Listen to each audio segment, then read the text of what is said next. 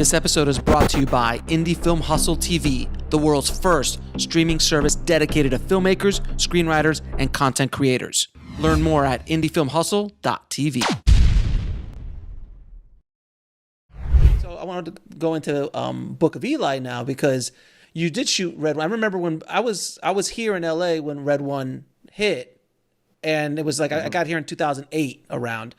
And I remember, that was right around. I remember walking into PhotoChem with a red drive, and they just like, what is this?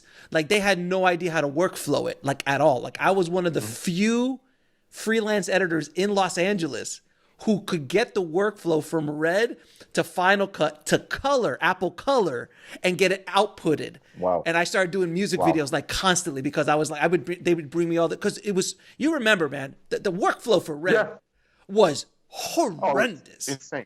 Nobody had. I mean, we had a DIT before there was called a DIT. We had the tent, you know. Oh, dude, it was. And like, it was crazy. By the way, they didn't help themselves. Like, you know, as a company, they just weren't really Hollywood savvy, you know. No, and then on top of that, they were great because they kicked the ass of the other companies like, you know, Panavision and Airflex had to step their game up now. Right now, we have to get away from this film thing, and we have to do 4K. We got it, like, you know, we have to go to another place technically. No, I used to get projects that were mastered, and the master output was proxies. And they're like, can you color grade this? I'm like, no, man, I can't color grade proxies. There's no color information in there. Why is it pixely? Because you're using proxies, brother. Like, and I would like, okay, how are we going to recut this? How are we going to and I would try to reconnect. I'm like, look, dude, I'm going to have to do an overcut. Literally go in and I go, do you have burn in? All right.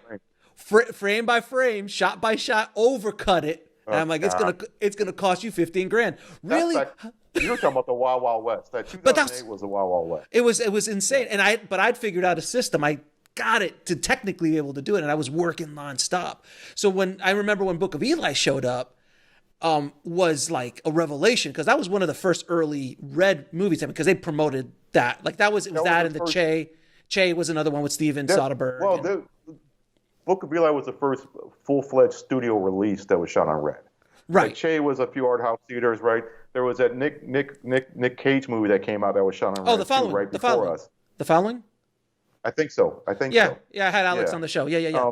But that again, those weren't major studio releases. So what happened with us was the bond company wouldn't bond us unless we can prove that this was a stable system. You know, with those flash cards, those compact flash cards, right?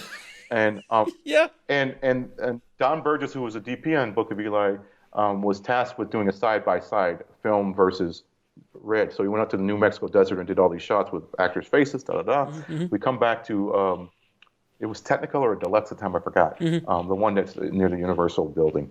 And Joel Silver's in the room, the Warner Brothers people in the room, the Bond company's in the room, the Alcon guys in the room, my brother's there. My brother don't know his elbow from his asshole when it comes to this test. Like, I know what's going on. Mm-hmm. And on the right side was film, and on the left side was red. We're projecting this thing. It's like 5 minutes. And Joel Silver keeps nudging me, like, tell me which one's film. Tell me which one's film. It's like, dude, just watch it.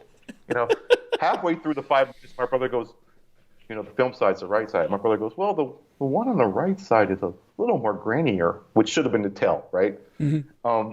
We get to the end, and we say, okay, show of hands, which is film, right side or left side? It was unanimous. They went for the red side as being film. Wow. No one picked the film side. No one picked it, right? Interesting. And I go, well, I guess it's a wrap on that conversation. Moving on now. Like we crossed that barrier. Then when we were shooting, we did this long scene with Denzel in the house. Mm-hmm. And we wanted to use that red drive, that early version of the drive. That thing that, like, if you bumped it, it skipped. Ooh, no, yeah. You have to get the shock absorbers and shit. Yeah. So we're shooting this thing, and I'm like, we're gonna roll this camera for 20 minutes, so 30 minutes, whatever. We have I'm rolling 2 other cameras. I'm operating one with the compact flashes on them. Mm-hmm. We get to the end of the scene. That thing just conked out. It didn't capture anything. I said, well, there goes that experiment. We're not fucking with those drives, right? Now, the interesting thing is that Don Burgess tested the slow motion back then, which was, it went down to 3K or something. Yeah, 2K, yeah. He's like, this is not ready. This is not, and he projected for me. I'm like, it looks good to me. You know, he's like, no, dude, we got to bring in the film cameras. So on the slow motion days, we bring in the film cameras, And I got to tell you, man, we had more problems with those film cameras than we ever had with the red camera. Registration problems, scratches, Oh yeah. All kinds of stuff. Because the slow-mo, you notice now between. I didn't even interrupt you, but you're running that film so fast. You're running that film like it goes zzz, that sound. It's scary. That used to tell you like money's on the line. You got to get this right. You got to get this right. The pressure of slow motion, basically, back in the day. But what it showed me was, the whole Nolan Dunkirk thing too. The film was completely unstable. Mm-hmm. It is the most unstable thing. I mean, in fact, it goes back to the days of when nitrate and you can burn a whole building down behind film. That's how dangerous an unstable film used to be. But yeah, that movie was an eye-opening experience for me because it changed my game in a way, which was like you get real-time results, which you know about, mm-hmm. and you're able to play with it on your system now. On set. And you got this whole DSLR game going now, and the crazy thing about the DSLR game and these young filmmakers is like they had something we never had. They're able to deal with similar lenses, depth of field, everything that you're dealing with in film is in that DSLR. And that, you said 2008, right? So Red came out. 2009 or 10 was when Canon came with that first 5D, right? Mm-hmm, mm-hmm. From that moment till now, I learned more about photography in the technical side of filmmaking because I was able to access it quickly. I learned more in that 10 years, the first 5 years of that, than I did the previous 20. About the turnaround of you being able to do something, it speaks to your earlier question about, waiting for a film to do your art or whatever it is, mm-hmm. right? Mm-hmm. Your turnaround now is like, dude, if you're inspired to go shoot some shit that just looks pretty, you can do it now. Yeah. And the other thing I tell these young filmmakers too that don't have no money, it's a little old filmmaking trick for me. It's like, if you have no budget, just make sure you photograph in one scene or two scenes or three scenes a large body of water and the sunset. If you have a sunset and a large body of water, and if you have them both at the same time, you're money, because it tricks the mind into thinking, oh my God, that's pretty, that's expensive. It ain't expensive. Not at all, but I get you. I get you 100%. Man, I got to ask you though, man, the color grading on Book of Eli, that blew my mind when it came out. Like the colors and the way the DI was on that, man. How did you guys come up with that look? Because that was, for a studio Denzel movie, that was a pretty ballsy creative choice.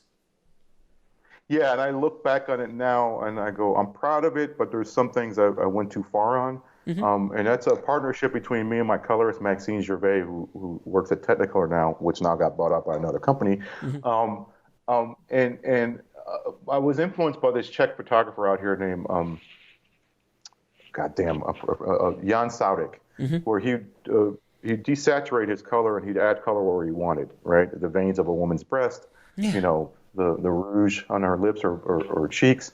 And he would do this thing with clouds, like he would offset the color. So we did all these tests on it, and I knew the look I wanted from the get-go because I had all these references, basically, right? And you got to remember, like, that movie came out when DIs were in full bloom, right? Book of Eli did, right? Mm-hmm. Our movie previous to that, From Hell, was 2001. DI started coming into being around 2002, 2003, and then they kind of took off, right? So we were doing a photochemical coloring process, which is, like Flintstone days. Okay? No, that's it. It's crazy how they did it, okay? And then I'm, for the first time in this room with Maxine, doing a DI for this movie, and I'm depressed the first 2 weeks because I don't understand what it is. And I'm not even using my mind like, this is basically telecine from the 90s, right? I'm not understanding what it is, and I'm just moaning every day. I'm moaning. And then she starts to show me these tools, the power windows and, taking that red down and bringing this over here. And we're not using traditional vignettes. We're sculpting our vignettes. We're doing all this crazy shit. And I go, oh, this is Photoshop for movies. And then it just opened up everything for me. Yep. And now me and her, we spend, like, my last movie, Alpha, which has some similar stuff in it. This bison hunt it looks a lot like some of the Eli stuff. We spend hours and hours, and we had the record at the time for Eli. We had the record hours in town, right? And then somebody came and knocked it off. It was like Iñárritu came and knocked it off with what is it called? That miserable slog through the snow. Reverent. Revenant. Okay, Revenant, beat yeah. my hours, and then I took it back. I took it back with Alpha. Like we spent more hours on that, more months on that, and then Alfonso came with what's that, Roma. Then Yeah. he beat my hours, right? But now that's become like a source of pride for me. It's like the time that I spend on a DI, because it's almost like editing or directing. It's like, or painting a photo. When somebody says, "How do you know you're done? How do you know when you're done? When you edit, how do you know when you're done?" I go, "When I have no more thoughts left on it.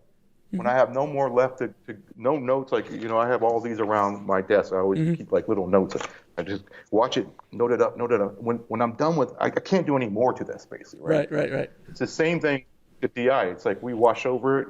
We start doing it. We start doing the headroom check, because I shoot now with a 240 with top bottom space outside the frame. So I repo all the frames in post. I stabilize everything in post. And then my final thing is making sure all the headroom is exactly the same. We have a ruler up on the screen, and I go through every close up and do that. And it's driving her crazy. She goes like, "Albert, this is not creative." I go, "No, actually it is, because if you don't have a pretty stage, you're not going to have a good show."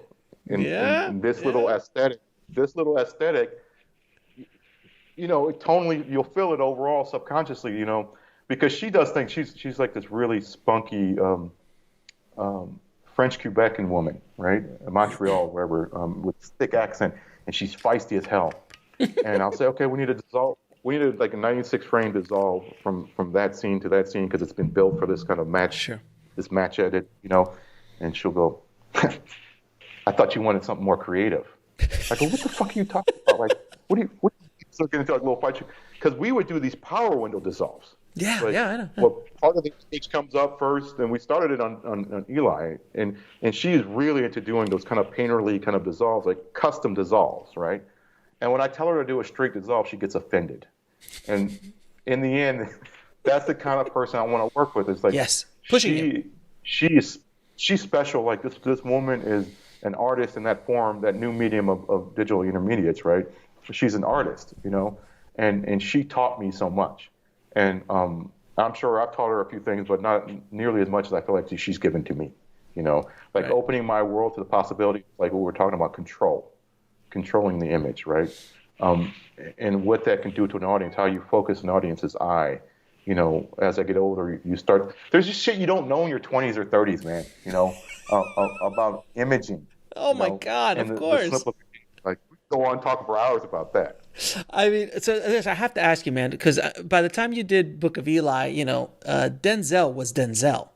So how was it working with a legend like that, man? Like, you just how do you direct a legend like that? Because I love always asking people who work with that caliber of actor, like, how do you do that? Well, you have two guys on the movie that work in two different ways. You got one of the greatest, Gary Oldman. And Gary Oldman too. I forgot. Yeah, Gary Oldman's in that too. And they have two different ways of working. Like, first of all, Denzel is almost undirectable. Okay, he knows what he's doing. He's one of the smartest people I've ever met. And prep, he's great, and in post, he's great. When he's in actor's mode, sometimes you don't want to be around him. He's in a different. There's a different animal there, right? And there's a contrarian there. Which I'm a contrarian too. He won't do something because you want him to do it. He wants to know why, and even if he agrees with it, he sometimes might not do it. He knows his lane, and he's kind of like Eastwooding it. He's sticking in his lane, and he can be difficult. He can be very, very difficult, right?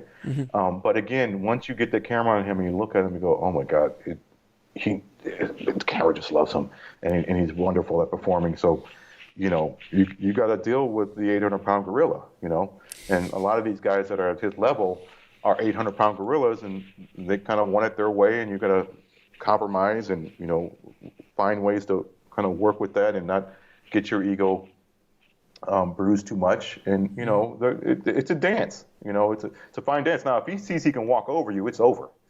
I was going to say, because look, and I was going to ask you this too. When you're a young director, or even if you're not a young director, if you're just if you got an 800-pound gorilla, they are going to test you day one.